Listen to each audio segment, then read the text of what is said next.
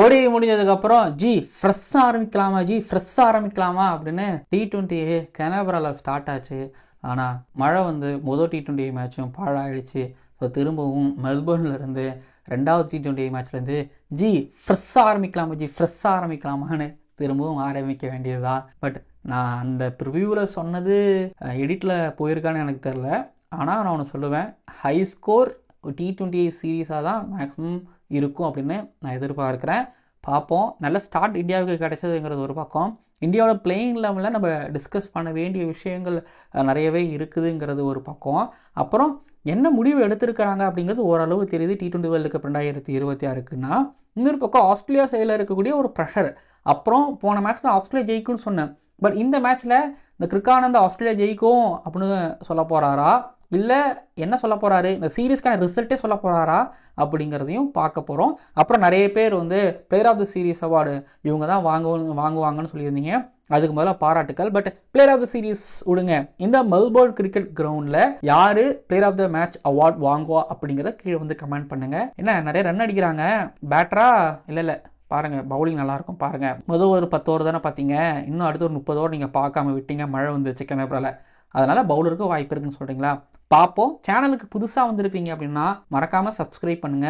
அப்புறம் நம்ம cricket YouTube சேனலில் ஷார்ட்ஸ் நிறைய அப்லோட் பண்ணிருக்கேன், அதையும் பாருங்க, பிடிக்கும் கண்டிப்பா. இப்போ நம்ம ப்ரிவியூக்குள்ள போகலாம். ஓவருக்கு 6 பால் தான், ஆனா நோ பால் போட்டா 7 பால். ஓடு ஐபிஎல் பாப்பியா? ஜெனரல் லேடிஸ் அண்ட் ஜென்டில்மேன், இந்த கிளாஷ் ஆஃப் டியூட்ஸ்ல இந்தியா டூர் ஆஃப் ஆஸ்திரேலியா 2025ல மெல்போர்ன் கிரிக்கெட் கிரவுண்டில் நடக்கக்கூடிய Australia versus India second T20 மேட்சோட ப்ரீ அனாலிசிஸ் அண்ட் ப்ரிவியூ பார்க்க வந்துருக்கீங்க இந்த ஸ்பெஷல் கிரிக்கானந்தா ஷோல. கெனபரா நல்ல ஸ்டார்ட். பட் இன்னொரு பக்கம் இப்போ மெல்போர்ன் கிரிக்கெட் கிரவுண்ட் மழை வருமா, மழை வரும் அறிகுறி ஏதாவது மெல்போர்னில் தெரிகிறதா அப்படின்னு கேட்டிங்க அப்படின்னா, முதல்ல மெல்போர்னோட pitch report, weather report, toss report பொறுத்த வரைக்கும் மெல்போர்ன் மாநகரிலே மழை வருவதற்கான அறிகுறி இருக்கிறதா. வெதர் ரிப்போர்ட் பார்த்தேன், கொஞ்சம் மழை அப்படின்னு இருந்துச்சு, சரி வராது அப்படின்னு நினச்சேன். பட் மெல்போர்ன்லேயும் அது மாதிரி தான் இருக்குது. அப்போ மெல்போர்னில் அதாவது ரெண்டாவது T20 மேட்சும் பாழாகுமா, இல்லை டிஎல்எஸ் மெத்தட் மூலமாக ரிசல்ட் இந்த பக்கம் அந்த பக்கம் போய், இல்லை ஓவர்ஸை கம்மி பண்ணி ரன்ஸை கம்மி பண்ணி ஐயோ அந்த மாதிரி ஏதாவது ஆகுமா, பொறுத்திருந்து பார்க்கலாம். பட் மெல்போர்னோட பிச் ரிப்போர்ட் பொறுத்த வரைக்கும், டாஸ் ரிப்போர்ட் பொறுத்த வரைக்கும், ஸோ யூஸ்வலி மெல்போர்ன் வந்து பார்த்திங்க அப்படின்னா பேட்டருக்கும் பவுலர்ஸுகளுக்கும் ஒரு மாதிரி சாதகமான கிரவுண்ட் தான். இப்போ டைமென்ஷன்ஸ் ஸ்ட்ரைட் பவுண்டரி வந்து பார்த்தீங்க அப்படின்னா சின்னது 65 மீட்டர். பட் இந்த பக்கம் off side leg side boundary வந்து பார்த்தீங்க அப்படின்னா 80 மீட்ரு 82 மீட்ரு. ஞாபகம் இருக்கா, Virat Kohli Haris Rauf T20 world cup 2022ல் ஸ்ட்ரைட்டில் அடிப்பாரு. ஸோ 65 மீட்டர் சல்லுன்னு போயிடுச்சுல்ல. இங்கே மேலே போட்டால் பதம் பார்த்துருவாங்க, அதனால ஷார்ட்டாக போடுவாங்க, இல்லை அவுட் சைட் ஆஃப் பாக்ஸ் நிறையா போடுவாங்க. அதுலேயும் மெல்போர்னில் கொஞ்சம் பவுன்ஸ் இருக்கும் அப்படிங்கிறதுனால வந்து பவுன்ஸ் இருக்கும். ஐயோ இந்த இடத்துல நான் அதை சொல்லிடக்கூடாது, பட் ஓகே பவுன்ஸ் இருக்கும். உங்களுக்கு கெனபரால நீங்கள் பார்த்துருப்பீங்க, சில இடங்களில் ஸ்கைக்கு வந்து ரொம்ப பெருசாகவே பேட்டில் படலை. ஸோ இதனால் ஹார்ட் லெங்க் அடிச்சுக்கிட்டே இருந்தாங்க. என் வாய் வரைக்கும் அது வருது, அது சொல்லக்கூடாதுன்னு நினைக்கிறேன். பட் அதான் மேலே போட்டாங்கன்னா தீந்தாங்க, வெளுத்துருவாங்க பவுலர்ஸை. ஷார்ட்டாக போடுறது தாங்க பிளானாகவே இருக்கணும். ப்ளஸ் ஸ்பின்னர்ஸ்களுக்கு எந்த அளவுக்கு உதவிகரமாக இருக்க போகிறதில்ல. பட் ஆனால் அந்த ஸ்கொயர் பவுண்டரிஸ், இந்த கவு கார்னர், மிடு விக்கெட் இதெல்லாம் கொஞ்சம் பெருசாக இருக்குங்கிறதுனால மேபி லெக் ஸ்பின்னர்ஸோ லெஃப்ட் ஆர்ம் ஸ்பின்னர்ஸோ பேட்டர்ஸில் வந்து கொஞ்சம் வெளியில் எடுத்துகிட்டு வந்து நல்லா பாலை நல்லா லெக் பிரேக் போட்டோ இல்லை இதெல்லாம் பாலை வெளில கொண்டு வந்தோ அடிக்க வைக்க வச்சு ஏன்னா எடுக்க வாய்ப்பு இருக்குது. பட் வந்து ரொம்பவும் குறைவு. மெல்போர்னில் ஸ்பின்னர்ஸ் அது கொஞ்சம் 7ஆம் பொறுத்து தான். அப்புறம் டாஸ் பொறுத்த வரைக்கும் கண்டிப்பாக அண்டர் லைட்ஸில் சேசிங் போகிறதுங்கிறது நல்ல முடிவாக அதை நான் பார்க்குறேன். பார்ப்போம் என்ன நடக்குன்னு சொல்லிட்டு. அப்புறம் போன வருஷம் நடந்த VBLல ஆவரேஜாக 165 ரன் இங்கே ரெக்கார்ட் செய்யப்பட்டிருக்கு. அப்புறம் சேசிங் டீம் மேக்ஸிமம் வின் பண்ணியிருக்கிறாங்க. மெல்போர்ன் ஸ்டார்ஸுங்கிற 219 ரன்கள் அடிச்சிருக்கிறாங்க. அப்புறம் என்ன சொன்ன மாதிரி சேசிங் டீம் இங்கே நல்லாவே பண்ணி வின் பண்ணியிருக்கிறாங்க அப்படிங்கிறதும் எஸ் அதுதான் வரலாறு, அதுதான் STD. இதுதான் pitch report, weather report and toss report பொறுத்த வரைக்கும் Melbourne cricket ground. Melbourne cricket கிரவுண்டில் ரசிகர்களோட சத்தமும் ஆரவாரமும் அதுவும் கேமில் ப்ளே பண்ணும். பார்ப்போம் யாருக்கு எவ்வளோ சத்தம் வருதுன்னு சொல்லிட்டு. சரி இப்போது எஸ் கண்டிப்பாக பிளேயிங் 11 உள்ளே வெளியே அப்புறம் பேட்டில் நேருக்கு நேர் இதெல்லாம் இங்கே பார்க்கும்போது ஃபஸ்ட்டு இது 11ஸ்லேருந்தே நான் ஆரம்பிச்சிடறேன் அந்த பேட்டில். ஏன்னா இப்போ இந்தியாவோட பிளேயிங் 11 எடுத்துக்கிட்டிங்க அப்படின்னா சூரியகுமார் யாதவ் போன மேட்ச்சில், அதாவது கெனபரா ஃபஸ்ட்டு T20 மேட்ச்சில் நம்பர் 3 வந்தார். ஸோ பொதுவாக வந்து பார்த்திங்க அப்படின்னா கம்பீர் வந்ததுக்கப்புறம் ஒரு லெஃப்ட் ஹேண்டர் அவுட் ஆனார்னா இன்னொரு லெஃப்ட் ஹேண்டர் தான் வருவார். அந்த லெஃப்ட் ரைட் காம்பினேஷனில் கொஞ்சம் நம்ம நிறையாவுக்கு பிலீவ் பண்ணுவாங்க. பட் இப்போது நம்பர் 3 அதாவது அபிஷேக் சர்மா அவுட் ஆனாலும் திலக் வர்மா நம்பர் 3 வராமல் சூரியகுமார் யாதவ் வந்தார். இது ஒன்று பார்க்க முடியுது. அப்புறம் 11th வந்து பார்த்தீங்க அப்படின்னா நிதிஷ்குமார் ரெட்டி 3 T20 மேட்ச்சுக்கு ரூல் அவுட்டாக, அவருக்கு காயம் ஆல்ரெடி உங்களுக்கு அது தெரியும் நான் நினைக்கிறேன். ஸோ அவர் இல்லை, துபே ஸ்ட்ரைட் அவுட்டாக அவர் ஆடினாருன்னா கீழே ரிங்கு சிங்கு 11th கிடையாது. இல்லை அது மேட்ரு கிடையாது. ஆனால் 2 ஸ்பின்னர் ஆடினாங்க. வருண் சக்கரவர்த்தி, குல்தீப் யாதவ் 2 பேரும் ஆடினதும் ஆச்சரியமே. நம்ம என்ன பேசியிருந்தோம், 3 ஃபாஸ்ட்டு, அப்புறம் ஒரு ஸ்பின்னரு, ஒரு ஸ்பின் ஆல்ரவுண்டரு, ஒரு ஃபாஸ்ட் பவுலிங் ஆல்ரவுண்டர், அப்படி தான் நம்ம பிளான் பண்ணியிருந்தோம். அப்படி தானே பேசியிருந்தோம். ஆனால் என்ன பண்ணிட்டாரு அப்படின்னா ஹர்ஷ்தீப் சிங்கை பெஞ்ச் பண்ணிவிட்டு ஹர்ஷித் ராணாவை ஆட வச்சுருக்கிறாங்க. ஹர்ஷித் ராணா போன ஓடி சீரீஸில் நல்லா பண்ணார், அதுக்கான பலனா தெரியலை. ஆனால் ஹர்ஷ்தீப் சிங் உங்களுக்கே ஞாபகம் இருக்கும், T20 வேர்ல்டு கப் வின்னர். தென் அவருக்கு இங்கே T20 வேர்ல்டு கப்பான எக்ஸ்பீரியன்ஸ் இருக்குது, ஒரு 3 T20 வேர்ல்டு கப் ஆடி இருக்கிறாரு. அப்படிங்கும்போது ஸோ ஆக்சுவலி சீனியரு, அப்புறம் வயசு இருக்குது, அவர் தான் ஆடணும். ஆனால் ஹர்ஷித் ராணாவை ஆட வச்சுருக்கிறாங்க. பட் ஹர்ஷித் ராணா டிசர்வ்டுலாம் கிடையாது. ஆனால் இதில் எனக்கு 2 ஸ்பின்னர் குல்தீப் யாதவ் அண்ட் வருண் சக்கரவர்த்தி, இவங்க 2 பேரும் ஆடுறதுங்கிறது வந்து ஒரு வகையிலான மெசேஜோ. இங்கே பாருங்க, 2026 T20 வேர்ல்டு கப் இந்தியாலையும் ஸ்ரீலங்காலையும் தான் நடக்க போகுது. 3 ஃபாஸ்ட் பவுலரோட நான் ஆட போகிறது கிடையாது. நான் 2 ஸ்பின்னரு அப்புறம் 2 ஃபாஸ்ட் பவுலர் இதோட தான் நான் ஆட போகிறேன். ஸோ அப்படி இருக்கும்போது வந்து பார்த்தீங்க அப்படின்னா நான் இங்கே இருந்தே என்னோட 11th என்னோட டீமை நான் ரெடி பண்ணுறேன். பும்ராவுக்கு ஏதாவது ஒரு சீரீஸ் பிரேக் வரும், வராமல் போகலாம். பட் பும்ரா கான்ஸ்டண்ட்டாக இருக்கலாம். ஆனால் இந்த 3 ஃபாஸ்ட் பவுலர்ஸுக்கு வந்து பார்த்தீங்க அப்படின்னா நான் சுழற்சி முறையிலனா T20 வேர்ல்டு கப்பில் பும்ரா கான்ஸ்டண்ட்டாக இருப்பார், ஓகேங்களா. ஆனால் அதில் ஹர்ஷித் ராணாவுக்கோ இல்லை ஹர்ஷ்தீப் சிங்குக்கோ வந்து அவங்களுக்கு கேம் டைம் கிடைக்கணும். ஏன்னா சொல்ல முடியாது, இடையில வந்து இன்னொரு 15-10 T20 மேட்சஸ் இருக்குது, இன்னும் ஒரு 4-5 மாதம் இருக்குது. யாருக்காவது ஏதாவது கை கால் புரிஞ்சது அப்படின்னா அப்போ கஷ்டமாயிருங்கிறதுனால அவங்க இடத்த அவங்க ஃபுல் பண்ணணும். அப்படிங்கிறதுனால வந்து ஸோ வாய்ப்புக்கு வழங்கப்படும், இப்படி தான் இருக்க போகுது அப்படிங்கிறத சொன்ன மாதிரி எனக்கு தோணுது. ஸோ இது இந்தியாவோட பிளேயிங் லெவலில் நான் கொஞ்சம் பேசணும்னு நினச்ச ஒரு விஷயம். பட் நீங்கள் என்ன நினைக்கிறீங்க, உங்களோட பிளேயிங் 11 இப்போ T20 world cup 2022 playing 11 Bumrah, Harshit Rana, Harshdeep Singh, நீங்கள் 3 பேர்த்துலேருந்து 2 பேர்த்து தான் நீங்கள் ஆட வச்சே ஆகணும். அந்த 2 பேர் யார்? பும்ரா என்னோட 11th இருக்கிறாரு. அப்போ இன்னொரு ஃபாஸ்ட் பவுலர் யார்? ஹர்ஷித் ராணாவா, ஹர்ஷ்தீப் சிங்கா? கீழே வந்து கமெண்ட் பண்ணுங்கள். உங்களோட பிளேயிங் 11 இப்போ கீழே வந்து கமெண்ட் பண்ணுங்கள். ஸோ இதுதான் நான் உங்ககிட்ட கொஞ்சம் டிஸ்கஸ் பண்ண வேண்டிய விஷயமா இருந்தது. இப்போ ஆஸ்திரேலியன் டீம் நீங்கள் எடுத்துக்கிட்டீங்க அப்படின்னா மேத்யூ ஷாட்டுக்கு இடம் இல்லை, ஜாம்பாவுக்கு குழந்தை பிறந்திருக்கிறதுனால அவர் போயிட்டாரு. பேட் கமின்ஸும் ஃபஸ்ட்டு ஆஷஸ் டெஸ்ட் மேட்ச் அவர் ஆட மாட்டாராம். எப்பாடி இந்த காயம், இப்போ ஆஷஸ் சீரீஸ் வேறு வருது, அதில் ஃபுல் ஆஸ்திரேலியன் டீம் ஆடலைன்னா இதை பார்ப்போம்.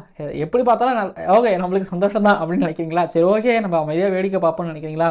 பட் இருந்தாலும் ஒரு கிரிக்கெட் ஃபேனாக நல்ல கிரிக்கெட் வேணும், பார்ப்போம். அப்புறம் ஃபிலிப்பியும் இங்கிலீஷ் 2 விக்கெட் கீப்பரையும் சேர்த்து ஆடினாங்க. இதில் இங்கிலீஷ் விக்கெட் கீப்பராக இருந்த ஃபிலிப்பி வந்து ஒரு கேட்ச், ஸ்கையோட கேட்ச்லாம் அவனை விடவும் செஞ்சார்.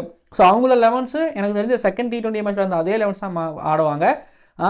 இதில் ஒரு கூத்து, இப்போ நான் இந்தியன் டீமோட 11th பற்றி நான் திரும்ப டிஸ்கஸ் பண்ணுறேன், பின்னாடி வரேன். ஆனால் இதுதான் ஆஸ்திரேலியன் டீமோட இந்த T20 மேட்சுக்கான ஒரு பிளேயிங் 11 இருக்கும், ஓகேங்களா. சரி, இப்போது பேட்டில் நேருக்குள்ள வரும்போது இவருங்க மெல்போர்ன் வந்து கொஞ்சம் ஸ்பின்னுக்கு அவ்வளோ சிறப்பாக எடுக்காதுங்கிற மாதிரி இருக்கும்போது இது இப்போ 2 ஸ்பின்னர் கூட ஒரு ஸ்பின் ஆல்ரவுண்டர் அப்படின்னு போறீங்களே. அப்படிங்கும்போது ஸோ எனக்கு தெரிஞ்சுங்க, விக்கெட்டு திரும்புதோ திரும்பலையோ இந்த மாதிரி கண்டிஷன்ஸ் நீங்கள் போட்டு வாங்க, ஹார்டாக வாங்க, மனசை கல்லாக்கிட்டு வாங்க அப்படிங்கிற மாதிரி அதே 11th தான் வருவாங்கன்னு நினைக்கிறேன். தெரியலை, பார்ப்போம். பட் சீரீஸ் வின் பண்ணுறதுல இந்தியாவும் குறியாக இருப்பாங்க. ஏன்னா நம்பர் 1 டீமு ஒன்று, இன்னொன்று வந்து பார்த்தீங்கன்னா இந்த T20 வேர்ல்டு கப்புக்கான வருஷம் ஆல்மோஸ்ட் இதையும் நான் சேர்த்து சொல்கிறேன், அந்த சீசன் தான். அப்படிங்கும்போது இதுக்கப்புறம் வர எல்லாத்தையும் வின் பண்ணி ஆகணும்னு தான் இந்தியா ஆடுவாங்க. அதனால மேட்சுக்கு மேட்ச் சரியான 11th எடுக்கிறதுக்கு வாய்ப்பு இருக்குது. என்ன பண்ண போகிறாங்கன்னு பொறுத்து இருந்து பார்க்கலாம். அப்புறம் பேட்டில் வந்து கில்லுக்கு நல்லா பேட்டில் பட்டுச்சு. ஆனால் இனிஷியலாக வந்து அம்பையர்ஸ்க்காக ஒன்று வந்துச்சு, எல்லிஸோட பாலை தப்பிச்சாரு. ஆனால் அதுக்கப்புறம் எல்லிஸ் வெளில போட்ட பாலை நேராக ஒன்று அடித்தார். அப்புறம் குன்னமேன மடக்கி மிடு விக்கெட்டுக்கு மேலே ஒன்று அடித்தார். லீடிங் ஏஜ் ஹேஷ்லூட்டை பட்டு மேலே போச்சு. பட் கில்லு நல்ல டச்சில் இருந்தார். கில்லு வந்து எனக்கு அபிஷேக் சர்மாவோட இந்த மேட்ச்சில் நல்லா ஆனார். பட் சூரியகுமார் யாதவுக்கு சரியாக படலை. ஒன்று ஹேஷ்லூட் லெக் சைடில் ஒன்று அடித்தார், அதை நான் பார்த்தேன், பார்க்கலையே என்கிட்ட கேட்காதீங்க. ஓகே, சூரியகுமார் யாதவ் நேராக அடிக்கிறாரு, அது சரியாக பட மாட்டேங்குது. இன்சைட் சர்க்கிள் பக்கத்தில் தான் போய் விழுது. ஃபிலிப்பி கை நீட்டுறாரு, கையில் விழுது, விட்டுட்டாரு. திரும்பி இந்த பக்கம் ஆஃப் சைடில் அப்படி அடிக்கிறாரு, அதுவும் அந்த 30 சர்க்கிளை தாண்டி கொஞ்சம் தூரத்தில் போய் விழுது. ஆனால் நோமென்ஸ் லேண்டில் விழுது. ஆனால் சரியாக பட்ட மாதிரி தெரியல, சரியாக படவும் இல்லை. கில்ல அளவுக்கு இன்னைக்கு சூரியகுமார் யாதவுக்கு படலை. ஆனால் இந்த மழை இந்தியாவோட விக்டரியை தடுத்ததுங்கிறத தாண்டி சூப்பராக ஸ்கை போய்கிட்டு இருந்தார். ஸ்கைக்கு ரன்ஸை தாண்டி எனக்கு அவர் சூப்பராக பேட்டில் பண்ணணும். எவ்வளோ அளவுக்கு பால் மிடில் ஆஃப் த பேட்டில் மேட்ச்சில் வாங்குறாரோ, அது வந்து இந்த ஹாட் ஸ்பாட்டில் வாங்குறாரோ, அது ரொம்ப நல்லது இந்திய டீமுக்கு. எனக்கு அவர் ஆவரேஜ் ஸ்ட்ரைக் ரேட் எனக்கு அதெல்லாம் பிரச்சனையே கிடையாது. ஏன்னா டீம் பர்ஃபார்மன்ஸ் பண்ணிட்டு இருக்காங்க. டீம் பர்ஃபார்மன்ஸ் பண்ணாமல் தான் எனக்கு கையோட ரன்கள் அப்படிங்கிறது பிரச்சனை. பட் ஆனால் இங்கே பர்ஃபார்மன்ஸ் பண்ணி ஆகணும். அவருக்கு நிறையாக்கு ஸ்லோயர் ரன்ஸ் போடுறாங்க, வெரைட்டி காமிக்கிறாங்க, திருப்பி விடுறாங்க, மலை குயிக்காக போட்டால் மட்டும் மாட்டிக்கிறாங்க. பட் ஒரு ஓவரில் வச்சு செம்மடி அடிச்சிட்டாரு. வெளில போட்டாரு, அப்படியே வந்து கல்லிக்கு மேலே தூக்கி விட்டாரு. அப்புறம் ஸ்லோ பால் ஒன்று, லெக் சைடில் ஒரு 6 ஒன்று, அப்புறம் மிட் ஆஃபுக்கு மேலே ஒன்று தூக்கி விட்டாரு. அது நல்லா இருந்துச்சு. பட் ஆனால் ஸ்கை கிரிக்கெட் எனக்கு கொஞ்சம் திருப்திகரமாக இல்லை. இன்னும் அவர் பெட்டராகவே ஆடணும் அப்படிங்கிற மாதிரி நான் சொல்லுவேன். பட் இன்னொரு பக்கம் ஆஸ்திரேலியாவோட பவுலர்ஸ்லாம் கொளுத்தியாச்சு. ஹெட்லுட்டுக்கு செம்மடி, பார்ட்லெட்டுக்கு விழுந்துச்சு, எல்லிஸ்க்கு விழுந்துக்கிட்டே இருந்துச்சு, மழை வந்துருச்சு.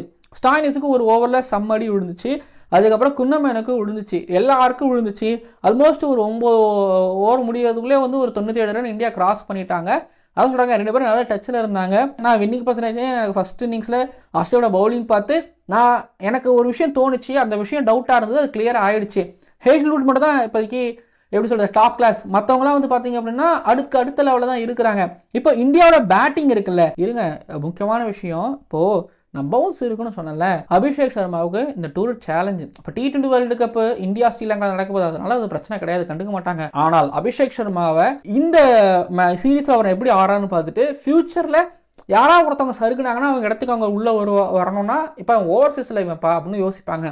இங்கே பவுன்ஸர், அதாவது இங்கே பவுன்ஸ் ஆகும். பட் சில இடங்களில் அந்த பவுன்ஸை கண்ட்ரோல் பண்ணி அழுத்தி போடும்போது அவர் நினைச்ச அளவுக்கு பவுன்ஸ் வராது. சில இடத்துல எதிர்பார்த்த அளவுக்கு பவுன்ஸ் அதிகமாக வரும்.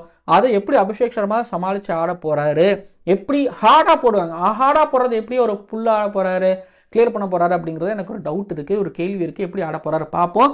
இந்தியாவோட பேட்டிங் ஆர்டர் வந்து இங்கே ஆஸ்திரேலியாவோட பவுலிங் அட்டாக்கை அடிச்சிருவாங்க. பட் ஆஸ்திரேலியாவோட பேட்டிங் அட்டாக் ஹெவியாக இருக்காங்க. Marsh, Head, Inglis, Tim David, Owen, Stoinis, Philippe, எனக்கு எல்லாம் ஓகே. பட் இந்தியாவோட பவுலிங் பும்ரா வச்சிருக்காங்க, குல்தீப் யாதவ், வருண் சக்கரவர்த்தி அண்ட் அக்ஷர் பட்டேல், ஹர்ஷித் ராணா ஒரு பக்கம். ஸோ இதில் கான்ஸ்டண்ட்டாக இந்தியாவால் ஒரு 15-16 ஓவர் நல்லா போட முடியும்.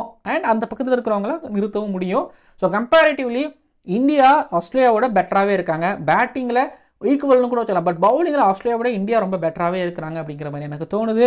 எல்லாருமே அதாவது அந்த லெவலில் போடுவாங்க. குல்தீப் யாதவும் அந்த லெவலில் போடுவார், வருண் சக்கரவர்த்தியும் அந்த லெவலில் போடுவார், பும்ரா அந்த அந்த அந்த அந்த லெவலில் போடுவார், ஹர்ஷித் ராணா இங்கே நல்லாவும் பண்ணிட்டு இருக்காரு, அக்ஷர் பட்டேலும் அந்த லெவலில் போடுவார். அப்படிங்கும்போது இந்தியாவுக்கு ஒரு 5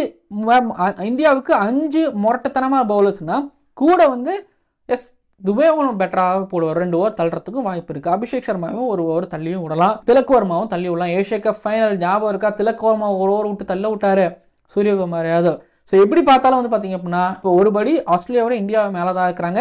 அதனால இந்த மேட்ச்சில் இந்தியா 52% ஜெயிக்கிறதான சான்ஸ் இருக்குது, ஆஸ்திரேலியா 48% ஜெயிக்கிறதான சான்ஸ் இருக்குது. மெல்பர்ன் கிரிக்கெட் கிரவுண்டில் இந்தியா 2வது ஓடிஐ மேட்ச் ஜெயிப்பாங்க அப்படின்னு நான் நம்புகிறேன். அதுக்கு காரணம், அதாவது ஆஸ்திரேலியாவுக்கு நான் அந்த மார்க் நான் ஏன் கம்மி பண்ணேன் அப்படின்னா பவுலிங் எனக்கு கொஞ்சம் ஓட்டையாக இருக்கிற மாதிரி எனக்கு தோணுது. நேற்று அடித்த அடி அப்படி. ஓகேங்களா, சரிங்க பார்ப்போம். Player of the match award யாருங்க வாங்குவா? அந்த பக்கம் மார்ஷு, அதுக்கப்புறம் Travis Head, Tim David, Josh Inglis, இவங்களோட கிரிக்கெட் நம்ம இன்னும் பார்க்கல.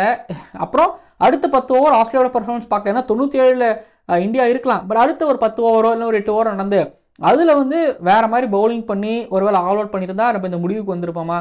பட் தெரியல. ஆனால் எனக்கு வந்து ஒரு விஷயம் சொல்லுவேன், எனக்கு அவங்க மேலே நம்பிக்கை இருக்குது இந்தியாவோட பேட்டிங் பவுலிங் மேலே. ஸோ அதனால் ஜெயிப்பாங்கன்னு நினைக்கிறேன். பார்ப்போம். மெல்பர்ன் கிரிக்கெட் கிரவுண்ட் அப்படின்றாலே விராட் கோலியின் அந்த ஸ்ட்ரைக் 6 எனக்கு மறக்க முடியாது. அதை தொலைக்கிற மாதிரி ஏதாவது ஒரு 100 வேறு ஷாட்டோ இந்த மேட்ச்சில் யாராவது அடிக்கிறாங்க, பொறுத்திருந்து பார்க்கலாம். பும்ரா வந்து வெஸ்ட் இண்டீஸ் சீரீஸில் ஆடின மாதிரியே எனக்கு தெரியல டெஸ்ட்டில். சரி, இதான் ஏதோ ஃபர்ஸ்ட் மேட்ச் மாதிரியே எனக்கு தோணுது. எப்படி பண்ண போகிறாருன்னு பார்க்க நான் அவ்வளோ காத்திருக்கேன்.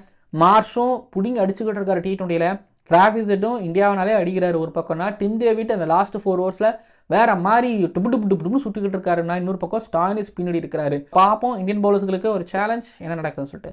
ஸோ வீடியோ முடியுது, பிடிச்சிருக்கும் நான் நம்புறேன் இந்த ப்ரிவ்யூ. ஓகேங்களா, மறக்காமல் சப்ஸ்கிரைப் பண்ணுங்கள். அடுத்தடுத்த வீடியோக்களும் உங்களை நான் சந்திக்கிறேன்.